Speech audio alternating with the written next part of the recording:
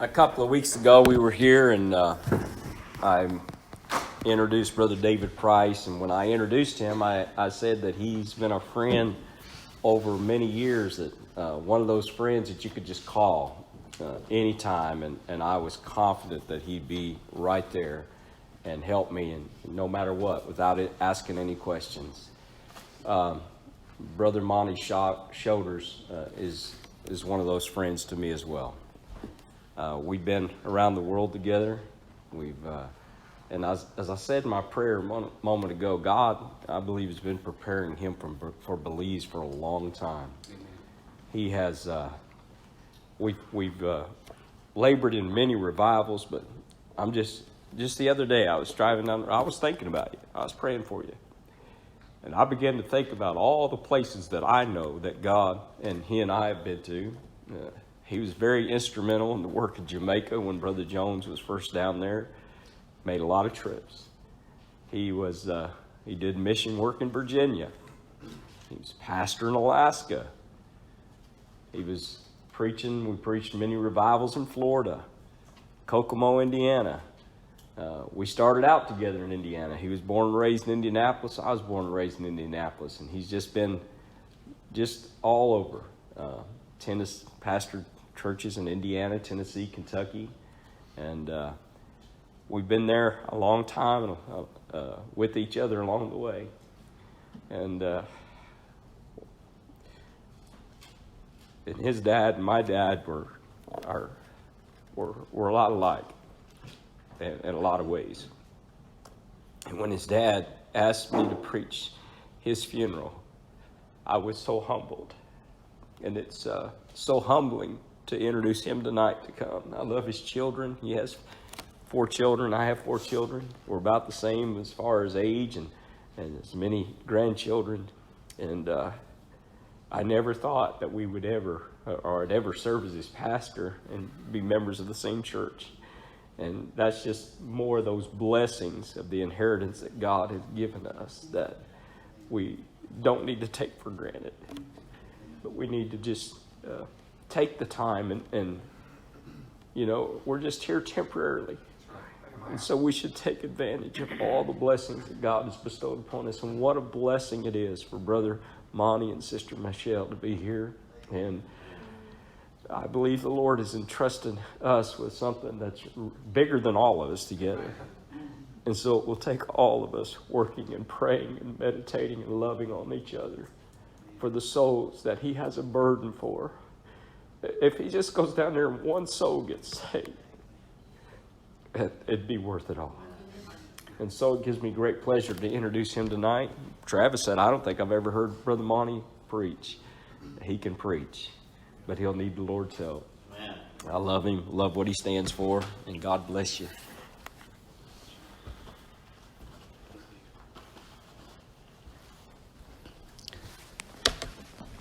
So thankful tonight for the kind words, and I share in his feelings towards him as he does me, that we kind of raised up at the same time as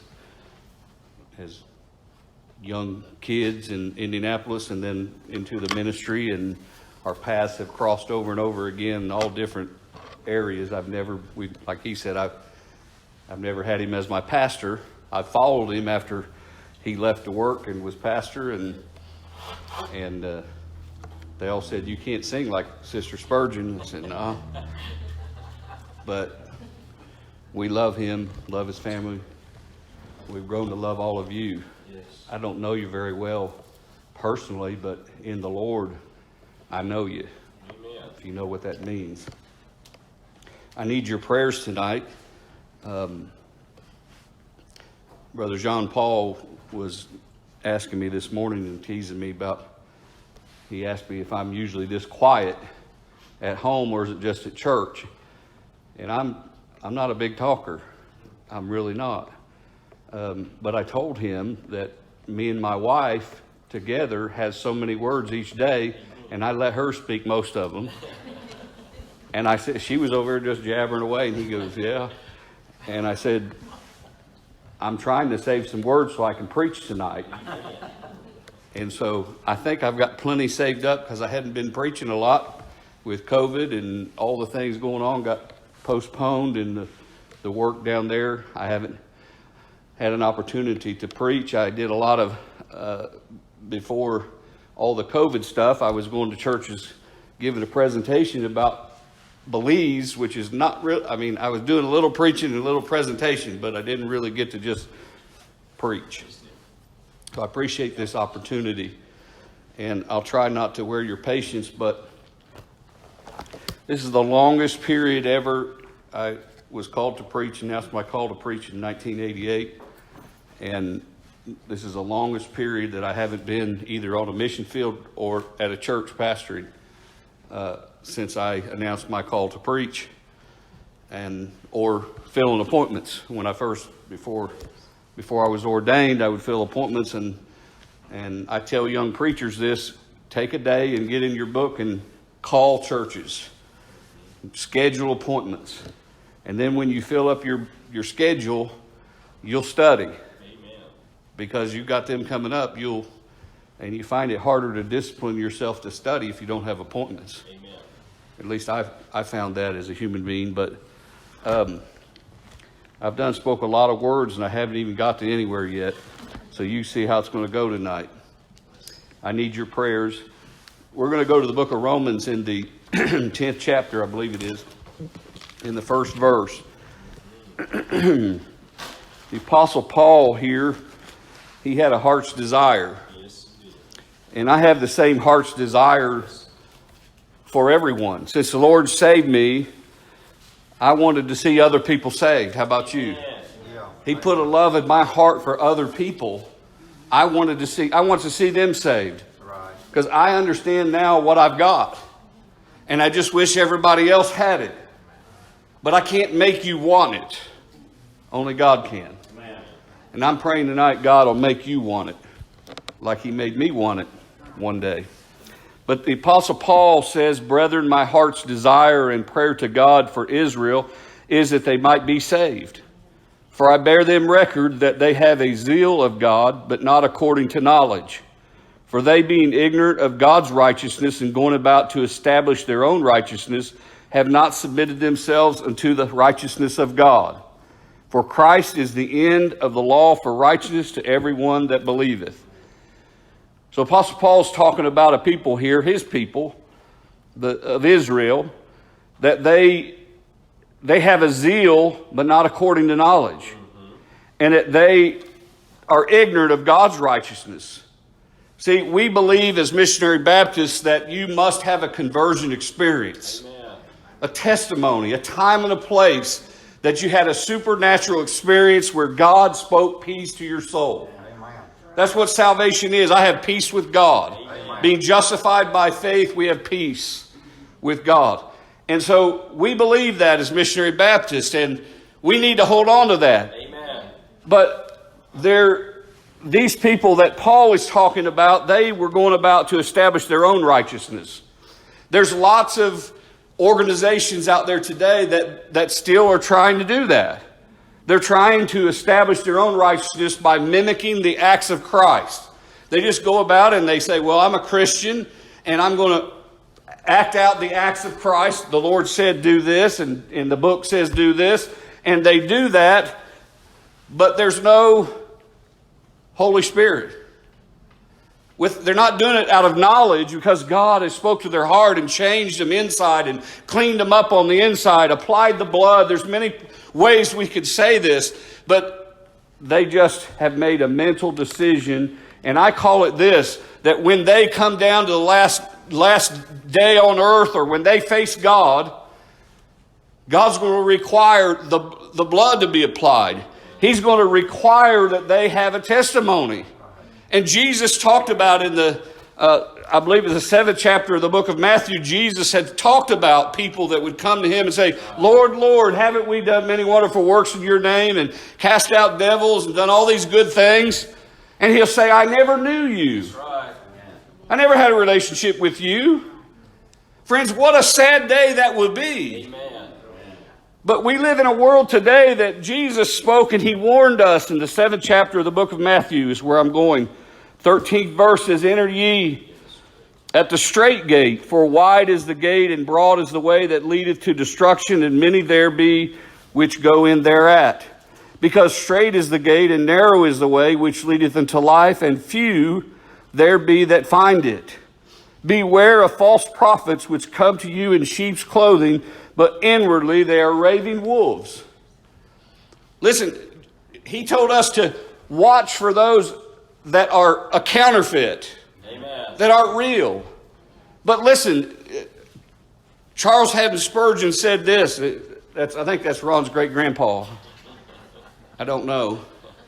But he said this. He said, discernment is not knowing the difference between right and wrong, but it's knowing the difference between right and almost right. We live in a world today that can't tell the difference between right and almost right. And if we're not careful, our people will not be able to see the difference between right and almost right. That's what Jesus was warning about. He said, they look beautiful, but inwardly they're raving wolves. They look like sheep, but inwardly they're raving wolves. He told us to be careful and watch. Listen, it's one thing you can sit and say, well, those liberals and Muslims and all of them, boy, they're coming at us. That's easy to see, isn't it? Yes. But Jesus warned us of the very people that were Christians, amen, under the heading of Christianity. Listen, who persecuted the church more than anybody in the history of the Lord's church was false Christianity. Amen. I'm just as scared of them as I am the Muslims. Yes. And I believe they're just as dangerous, if not more so, as the Lord told us here, that those that just look like we can walk with them, eventually they're going to bite you. Yes. We can walk with them on some moral issues. But I want to say this, that I believe that, and you can, I hope you don't disagree with me, but if you do, we'll still be best friends. That's how I play. Okay? But I believe that I don't believe that America is full of saved people. I believe what the Lord has told us in this principle that He set down to us, that there's a broad way, that there's a lot going in. But there's a narrow way, and few be there that find it. I believe the words of Jesus, and I believe we need to be careful and apply this principle in our life every day, and every thought and everything we think about. This principle ought to be at the forefront and foremost in our decision making and in our mindset. To understand that there are people, and I've met plenty of them, that are good people when you recognize morality, but they're lost. And we agree on a lot of things. But friends, listen, Jesus said, He told the Pharisees, He said, your father is the devil. Amen. And they were the most religious people of the day. They tried to be as moral as they could and walk as close to Moses' law, of God's law that was brought down through Moses, as they could. Although they perverted it over time. Jesus told them, your father is the devil. Now, I believe this principle, that if you're not truly born again, you're not one of His. Amen. I don't know how much, when I was a young man, there was the preacher that baptized me, he'd often say, plain words are easily understood. And I believe we need to be plain spoken. Amen.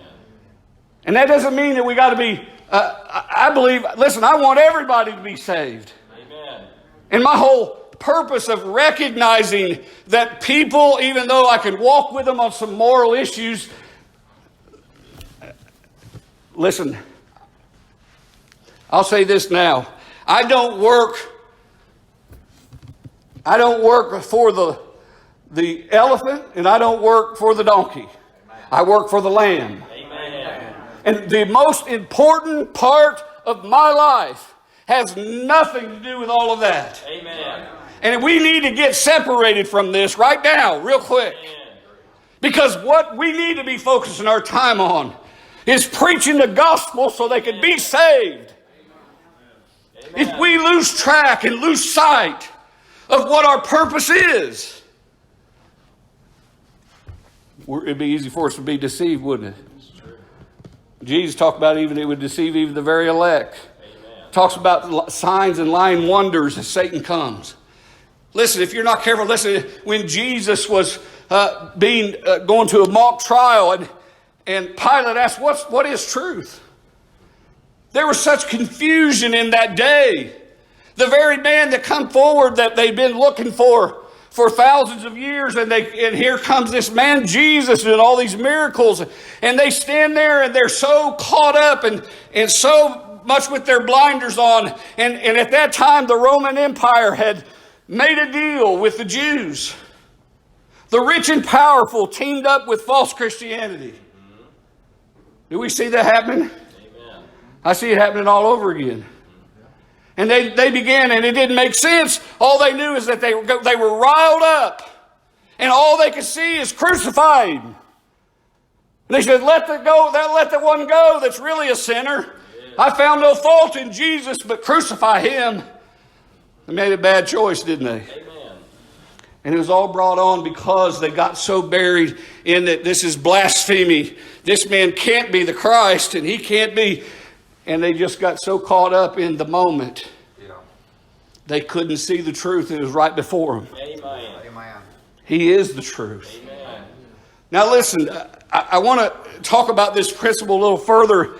If you remember in the book of Genesis in the 19th chapter, and if you go back to the 18th chapter, and I won't read because I think I can tell you the story, and you already know the story better than I do. But you remember Lot. Remember Abraham and Lot. Lot was Abraham's nephew. And Abraham, the angel of the Lord came to Abraham and said, I'm going to destroy Sodom and Gomorrah.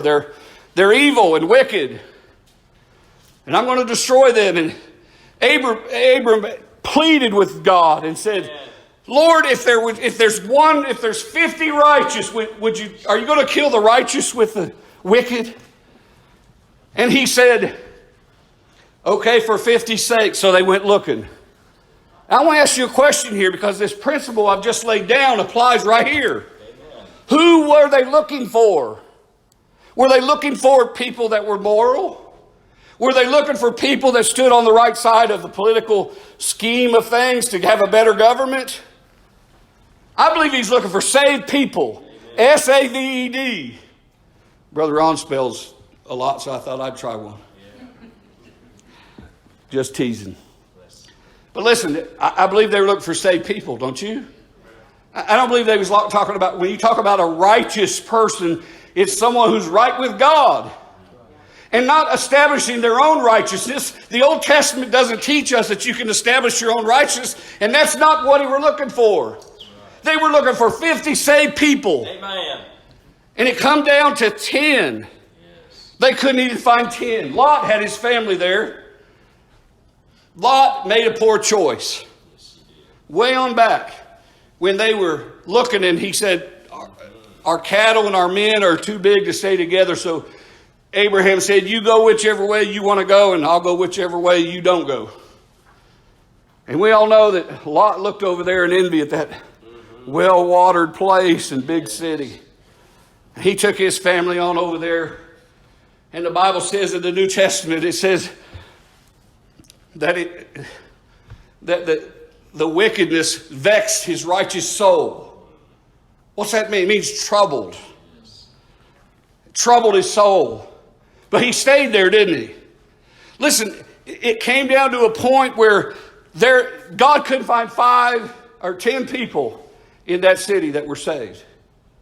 And we know what happened in the 19th chapter, where Lot stood there and the angels came to him, and them awful wicked men was out there trying to get the representatives of God that had come in to tell Lot to get out.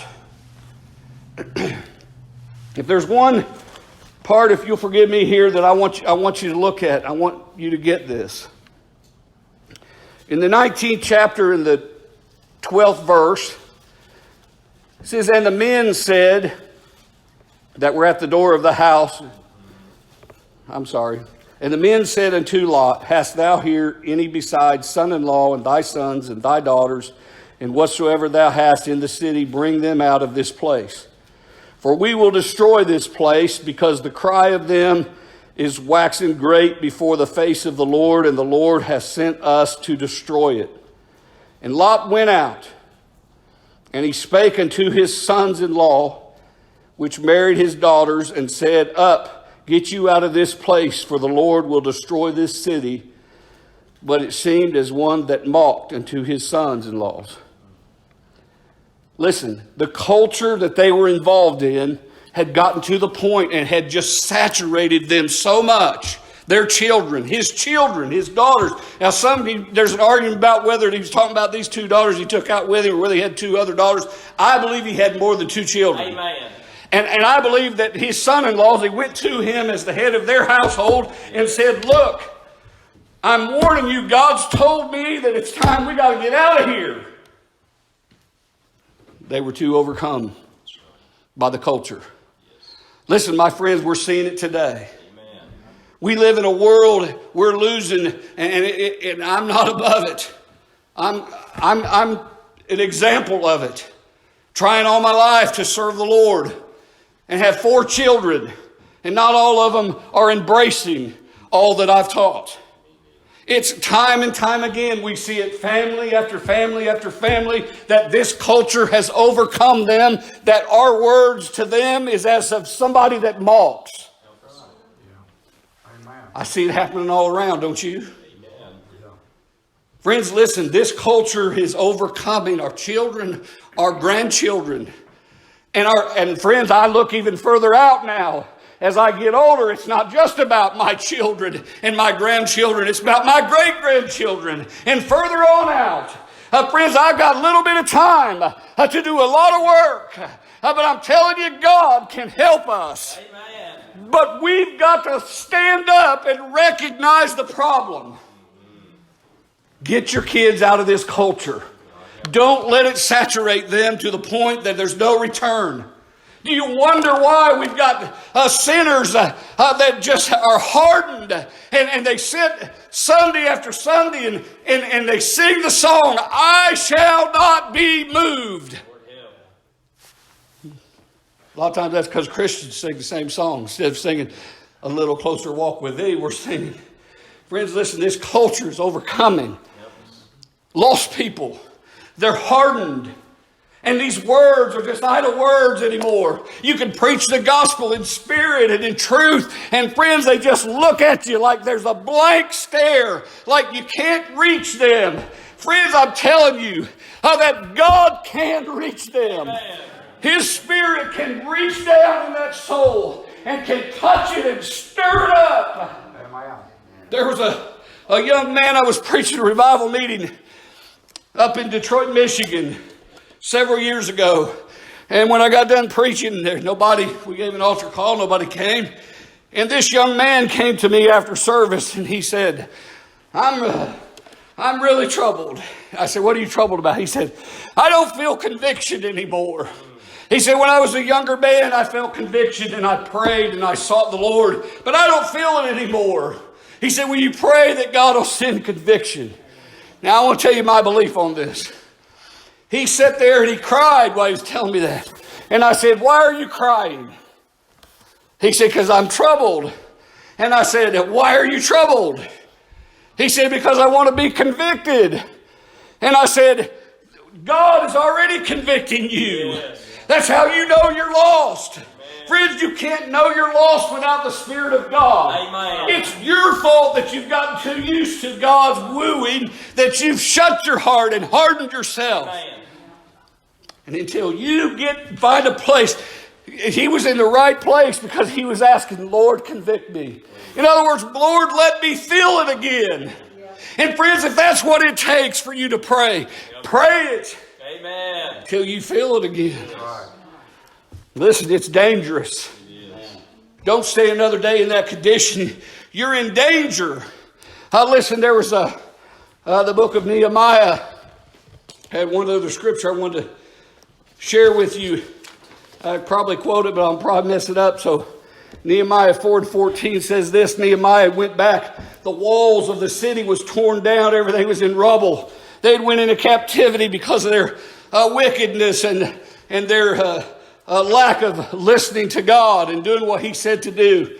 And he went and they began to build that wall. And these people was balking them and they were threatening them as they worked on that wall. Friends, listen, if you're going to work for the Lord, you better be ready. Because the Bible says that all that live godly shall suffer persecution. Listen, we're a people, we better prepare for persecution. Amen. Listen, this world, you can tell which way it's going. The door, this has been a harbor for the Lord's church for 240-some years, whatever it is. My math's not good. But friends, God has gave a place for the church. This is a place in history that we've enjoyed the freedom that we have. Amen. The church, friends, listen, I believe it's closing. You say, well, it ain't going to happen in my lifetime. I said the same thing. But in the last 30 years, I've seen enough changes that I'm questioning now, how long will it be, Lord? And I believe we ought to work diligently every day to keep it as long as we can. But I believe that false Christianity is a false Christian dictator is very hurtful to the Lord's church. What happens when they decide, and that's what happened, they decide that, do you know why the Sodom and Gomorrah, the sexual perversion that was there, I believe was there because it was a byproduct of less saved people. Amen. I believe that's where we're at today. Because there's not as many saved people in America, we're seeing the byproducts of a nation that doesn't know God. Amen. I'm talking about the true and living God. I'm talking about the God of Isaac, the God of Jacob, the God of Abraham. Why did he spell out in the scriptures, friends? There's a lot of different GODs in the world, isn't there? I want to work for the right one. Amen. The real one. The one who has power like Elijah found. When he cried and he set down fire and he lapped up all of the wood and the water and everything. Friends, I work for the true and living God. But false Christianity works for a false God. Jesus said, Matthew 24, many false Christs shall come. I personally don't believe he's talking about people saying I'm Christ. I think he's talking about people that are saying that I'm following this Christ and it's not the right one. I'm talking about those that come as an angel of light, but are workers of the devil. Listen, what are we fighting for? What are we battling for? It says, and I looked and rose up and said unto the nobles and to the rulers and to the rest of the people, be not ye afraid of them. Remember the Lord, which is great and terrible, and fight for your brethren, your sons, your daughters, your wives, and your houses. Friends, listen, there's a war going on. It's time to get engaged. It's time to go to work. I want to tell you what I think, and this is where my heart is, and this is what I think my church needs to know what God has put on my heart. Belize is not only a mission field where I want to see people saved, I believe it may be someday a place for people to flee. Amen. You say, oh, I'm just staying in America. People said that in England too, didn't they? How long did it take before it got so bad on the church in England before they said, we need to look for a different place? The church has been chased all over this world. Amen. And friends, I'm ready. If it needs to be chased somewhere else, then it'll go. Some people are going to have to die standing for the truth, aren't they? Amen. Just like it did all down through the ages. You find out what the Lord wants for you and you do it. Amen. Some's going to have to stand. I told, listen, we had a preachers meeting in Indianapolis. All the preachers in the Bethel Association. And we had our first meeting and we decided we was talking about meeting once a month on a Saturday. We asked all the preachers that was there what they wanted to study. And you know what the very first subject was? They pointed me to talk on it, was preparing for persecution. Every one of them preachers felt that was the fitting start of what we ought to be thinking about. Listen, I don't like thinking about it. I'd like to just go on in America and just have fun. And life's just about all this goodness and all these great things God allows us to have and the luxuries of this life. But I'm telling you, there's a day coming. The church is going to have to probably go underground again. And I don't want to. Amen. I don't even want to think about it. It tears at my soul to think about my children and my grandchildren. Man. Think about generations to come. But friends, listen, if they, I want them to have a place to flee to. You say, why are they going to have to flee? Listen, even if false Christianity takes a hold. Listen, Brother Ron said I worked in Virginia on the mission field there, and I did a lot of studying there on Baptist history. And you know, when this nation first began, there was a great revival that exploded in the Virginias and the Carolinas and all around. And these people were truly saved people. Amen. And they had a great influence on our Declaration of Independence. Amen. And they had a great influence on our government at the time. But I'm telling you, the movement today is different. You need to see it. The movement today is false Christianity has influence. The true church has very little influence on our government. Amen. And what happens when we get a Christian dictator and then he says, well, no churches, everybody's got to take homosexuals as members or women to be preachers. You can't do that because mainstream Christianity says this is the way it should. You say, well, I won't ever get there. You just look at the churches, so-called churches out there, false Christianity. What I went to in Virginia, I went to a church that's been in continual existence supposedly since 1769. It's Waller Baptist Church, used to be called Lower Spotsylvania Baptist Church. And Brother John Waller, he left a great testimony, lots of writings. And they don't care nothing about those writings. They have a heritage. They set up books and everything in the back in glass cases because that's their heritage. But they don't know anything about their doctrinal heritage. Nothing. And I go there a couple years ago to and this man, he's a deacon. I see him there a lot when I live there and when I come on the tour. And he said, I said, I see they got some plaques on the wall about the first two pastors. And their first two pastors was John Waller and then Absalom Waller. And between the two of them, they pastored there like 50 years. So the first 50 years of that church was two pastors. And they got plaques of when they served as pastors up there. And I stand there with that deacon. People was looking at all their information they had back there. And I said, well, they now have a woman pastor. Yep. And I said, what do you think old John and Absalom Waller would think about that? And this deacon looked at me and he said, they'd roll over in their grave. Amen. I said, you're right. I said, why are you doing it then? He said, church is a business. And we got to keep the young people coming. If we're going to keep the young people coming, we got to change. That's what he told me.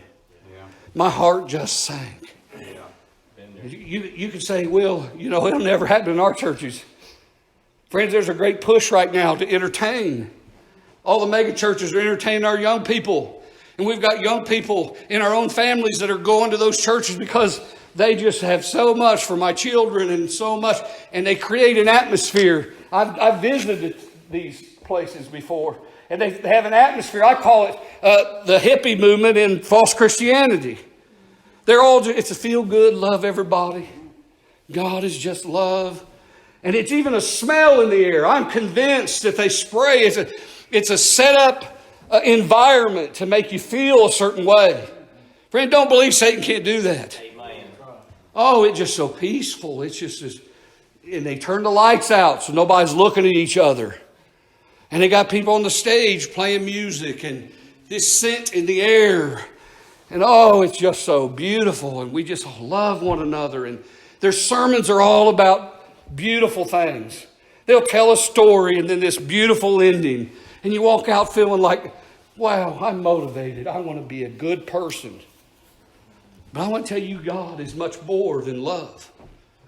God is a God of fury. God is a God of wrath.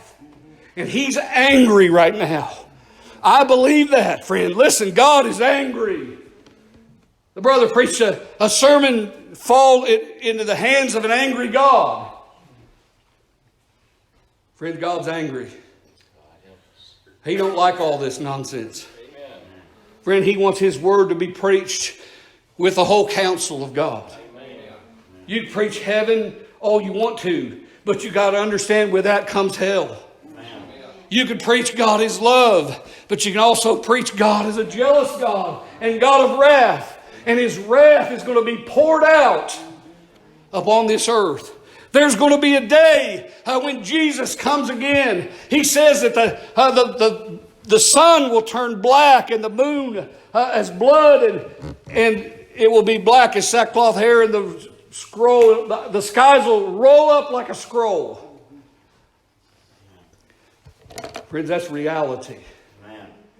And it doesn't matter whether you believe it or not, it's still reality. Amen. See, we can go in our fantasy worlds all we want to and try to cover it up and act like this is all a bunch of foolishness. And friends, that's what Peter said. Don't count God's slackness, His patience as slackness concerning His promises. Friends, there's coming a day when this earth is going to burn. Amen. There's a lot of people right now, God help, that are sitting just saying this is a bunch of foolishness. We're meeting more and more of that with our preaching brethren, with our pastors and our churches. But I'm telling you, God is real. Amen. I don't know about you. I've not only felt God's love, I felt His chastening hand too. Amen. I'm safe as far as going to heaven. But friends, God is a jealous God. And I'm bought with a price. And He is going to chastise me when I get out of... Listen, parents don't believe in whipping their children anymore. You can't even talk about it. Listen, God chastises me. He whips me. He makes it hurt. Some people want to talk about God as love so much that God could never chastise nobody and hurt them. Today we have a world of children that they've never had a spanking. All they've ever had was a talking to. I see young parents going, now let me talk. 2 years old. Now let me talk to you. Do you know that it's wrong to do that and you shouldn't do that? And you know, if you do that too much, they don't understand. You know what they understand?